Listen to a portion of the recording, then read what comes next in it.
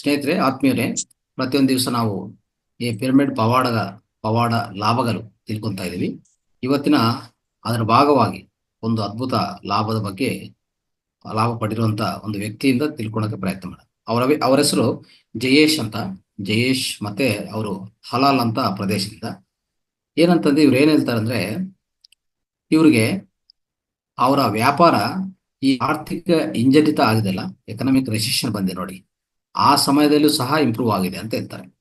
ಎಲ್ಲರೂ ಲಾಸ್ ಆಗಿರ್ತಾರೆ ಈ ರೆಸಿಷನ್ ಬರುವಾಗ. ಆರ್ಥಿಕ ಹಿಂಜರಿತ ಇರ್ತದೆ. ಆರ್ಥಿಕ ಹಿಂಜರಿತ ಅಂದ್ರೆ ಏನು? Economic recession. ಯಾವುದು ಬಿಸ್ನೆಸ್ಗಳು ನಡೆಯೋದಿಲ್ಲ.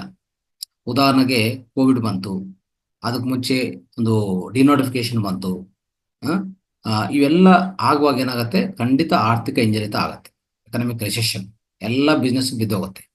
ಆ ಸಮಯದಲ್ಲೂ ಸಹ ನನ್ನ ಬಿಸ್ನೆಸ್ ಇಂಪ್ರೂವ್ ಆಗಿದೆ ಪಿರಮಿಡ್ ಶಕ್ತಿಗಳಿಂದ.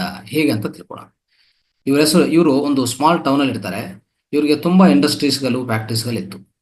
ಅದೇ ರೀತಿಯಲ್ಲಿ ಇವರಿಗೆ 2 ಫ್ಯಾಕ್ಟ್ರಿಗಳು, ಒಂದು ಶೋರೂಮ್ ಕೆನಡಾದಲ್ಲಿತ್ತು.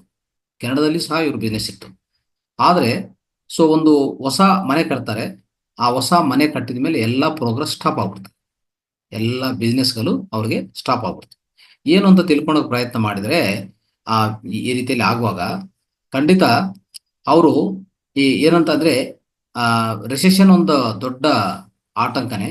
ಖಂಡಿತ ಬಿಸ್ನೆಸ್ ಬಿದ್ದೋಗಿದ್ದಕ್ಕೆ ರೆಸೆಷನ್ ಒಂದು ಕಾರಣ ಅಲ್ವಾ?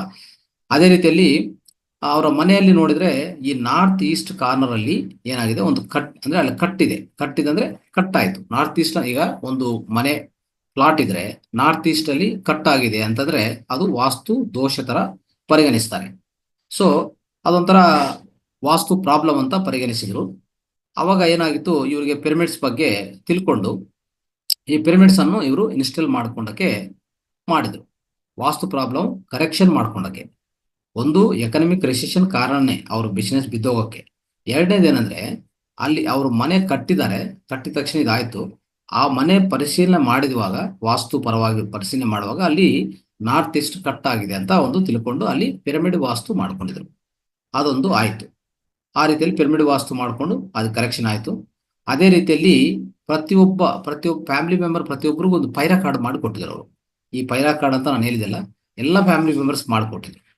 2 ತಿಂಗಳಲ್ಲಿ ಇದು ಆಗಿರೋಂತ, ಅಂದ್ರೆ ಇದು ಕರೆಕ್ಷನ್ ಒಂದು, ಮತ್ತೆ ಪ್ರತಿಯೊಬ್ಬರು ಫ್ಯಾಮಿಲಿ ಮೆಂಬರ್ ಪೈರಾ ಕಾರ್ಡ್ ಕೊಟ್ಟಿದ್ದಾರೆ. ಆ ಪೈರಾ ಕಾರ್ಡ್ ಅಲ್ಲಿ ನೀಟಾಗಿ ನಾನು ಇದರಲ್ಲಿ ಪಿರಮಿಡ್ ವ್ಯಾಲಿಯಲ್ಲಿ ತೋರಿಸ್ತಾ ಇದೆ, ಯಾವ ರೀತಿಯಲ್ಲಿ ಅದನ್ನು ಆಕ್ಟಿವೇಟ್ ಮಾಡ್ಕೋಬೇಕು, ಯಾವ ರೀತಿಯಲ್ಲಿ ಅದನ್ನು ಪ್ರತಿ ದಿವಸ ಉಪಯೋಗಿಸ್ಕೋಬೇಕು, ನಾವ್ ಎಲ್ಲಿಯೋದ್ರೂ ಕ್ಯಾರಿ ಮಾಡ್ಕೋಬೇಕು ಅಂತ ಹೇಳ್ತಾ ಇದ್ದೆ. ಈ ಪೈರಾ ಕಾರ್ಡ್ ಅನ್ನು ಪ್ರತಿ ಫ್ಯಾಮಿಲಿ ಮೆಂಬರ್ ಪ್ರೋಗ್ರಾಮ್ ಮಾಡಿ ಕೊಟ್ಟಿದ್ರು. ಅದು ಹಾಗೆ ಈ 2 ಮಾಡ್ಕೊಂಡಿದ ಮೇಲೆ 2 ತಿಂಗಳಲ್ಲಿ ಏನಾಯ್ತು ಗೊತ್ತಾ, ಅವ್ರು ದೊಡ್ಡ ಆರ್ಡರ್ ಕೆನಡಾದಿಂದ ಬಂತು. ದೊಡ್ಡ ಬಿಸ್ನೆಸ್ ಆರ್ಡರ್ ಕೆನಡಾದಿಂದ ಬಂತು. ಅವಾಗ ಈ ಇನ್ಕಮ್ ಟ್ಯಾಕ್ಸ್ ರಿಟರ್ನ್ಸ್ ಮಾಡಕ್ ಹೋಗುವಾಗ ಅವ್ರು ಹೇಳ್ತಾ ಇದ್ರಂತ, ಏನಂತಂದ್ರೆ, JS ಬಾಯ್, ಈ ರೆಸಿಷನ್ ಪೀರಿಯಡ್ ಅಲ್ಲಿನೂ ನೀವು ಇಂಥ ಅದ್ಭುತ ಪ್ರಗತಿ ಸಾಧಿಸಿದ್ರಿ, ಎಲ್ಲ ಬಿಸ್ನೆಸ್ ಮುಚ್ಚೋಗಿದೆ ಹೇಳ್ಬೇಕಂದ್ರೆ, ನಿಮ್ದು ಮಾತ್ರ ಎಷ್ಟು ಚೆನ್ನಾಗಿ ಪ್ರೋಗ್ರೆಸ್ ಆಗಿದೆ. ಅದು ಎಸ್ಪೆಷಲಿ ರೆಸಿಷನ್ ಪೀರಿಯಡ್ ಇಷ್ಟು ದೊಡ್ಡ ಬಿಸ್ನೆಸ್ ಮಾಡಕ್ ಹೋಗಿದ್ರಿ, ಒಳ್ಳೆ ಟ್ಯಾಕ್ಸ್ ಕಟ್ತಾ ಇದ್ರ ಅಂತ ಅವರು ಏನು ಹೇಳಿದ್ರಂತ. ಇದಕ್ಕೂ ಅವ್ರು ಏನ್ ಹೇಳ್ತಾರೆ ಅಂದ್ರೆ, ಈ ಪೈರಾ ವಾಸ್ತುಕ್ಕೂ ಥ್ಯಾಂಕ್ಸ್ ಹೇಳ್ತಾರೆ. ಮತ್ತೆ ಈ ಪೈರಾ ಕಾರ್ಡ್ ಈಗ ಏನ್ ಹೇಳ್ತಾ ಇದೆ ಅಂದ್ರೆ, ಅವ್ರು ಪ್ರತಿಯೊಬ್ರು ಅಂದ್ರೆ ಇವರ ದೇಶ ಬಂದಿರುವಂತ ಪ್ರತಿಯೊಬ್ರು ಕ್ಲೈಂಟ್ ಪೈರಾ ಕಾರ್ಡ್ ಕೊಡ್ತಾ ಇದ್ರು. ಅವ್ರು ಪೈರಾ ಕಾರ್ಡ್ ಕೊಟ್ಟು, ಅಂದ್ರೆ ಪೈರಾ ಕಾರ್ಡ್ ಕೊಡ್ತಾ ಇದ್ದಾರೆ, ಉಪಯೋಗಿಸ್ಕೊಳ್ಳಿ ಅಂತ. ಆ ರೀತಿಯಲ್ಲಿ ಎಲ್ಲರಿಗೂ ಸಜೆಷನ್ ಮಾಡ್ತಾ ಇದ್ದಾರೆ. ಯಾರ್ಯಾರು ಅವ್ರ ಹತ್ರ ಬರ್ತಾರೋ ಅವ್ರಿಗೆಲ್ಲ ಕೊಡ್ತಾ ಇದ್ದಾರೆ. ಸೊ ಈ ರೀತಿಯಲ್ಲಿ ಪ್ರತಿಯೊಬ್ಬರು ಹ್ಯಾಪಿಯಾಗಿ ಆ ಪೈರಾ ಕಾರ್ಡ್ ಉಪಯೋಗಿಸ್ಕೊಂಡು ಅದರ ಸಂಕಲ್ಪ, ಅದನ್ನ ಅಂದ್ರೆ ಆ ಪೈರಾ ಕಾರ್ಡ್ ಪ್ರೋಗ್ರಾಮ್ ಮಾಡಿಕೊಂಡು ಉಪಯೋಗಿಸ್ಕೊಂತಾ ಇದ್ರೆ ನಿಮ್ಮ ಸಂಕಲ್ಪ ಏನೇ ಇದ್ರು ಅದು ನೆರವೇರಿಸ್ತಾ ಹೋಗ್ತದೆ. ಆ ರೀತಿಯಲ್ಲಿ ಪ್ರತಿಯೊಬ್ಬರು ಹ್ಯಾಪಿ ಆಗಿರ್ತಾ ಇದ್ದಾರೆ ಅಂತ ಈ ಜಯೇಶನ್ ಅವರು ನಮಗೆ ತಿಳಿಸ್ತಾ ಇದ್ದಾರೆ. ಇದೊಂದು ಅದ್ಭುತವಾದ ಪವಾಡವಾದ ಪಿರಮಿಡ್ಗಳ ಪವಾಡ ಲಾಭ ಅಂತ ತಿಳ್ಕೊಬಹುದು ನಾವು. ಓಕೆ, ಥ್ಯಾಂಕ್ ಯು, ಧನ್ಯವಾದ.